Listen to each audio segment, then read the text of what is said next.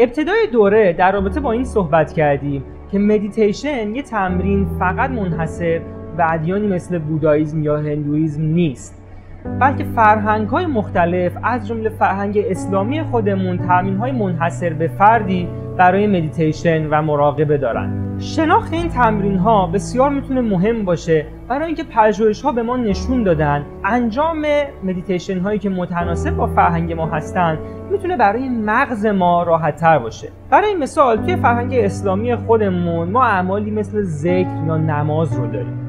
پژوهش‌های مختلفی نشون دادن که این اعمال شباهت‌های زیادی به مدیتیشن ها دارن. برای مثال پژوهش من، اندرو نیوبرگ، امیرحسین بتولی و طاهره بیاتی نشون داده که انجام دادن ذکر میتونه حتی در سطح مغزی فواید بسیاری داشته باشه و اثرات بسیار مشابهی با انجام دادن مدیتیشن داشته باشه. پس اگر شما پیروی مکتب دینی خاصی هستید میتونید از مدیتیشن و مراقبه دینی خودتون استفاده بکنید. تنها نکته که باید اشاره کنم اینه که حواسمون باشه ما گفتیم تاثیرات مشابه نه یکسان. مدیتیشن مساوی ذکر گفتن نیست، به هیچ وجه مساوی نماز خوندن یا هر تمرین دیگه‌ای تو هر مناسک دینی دیگه‌ای نیست.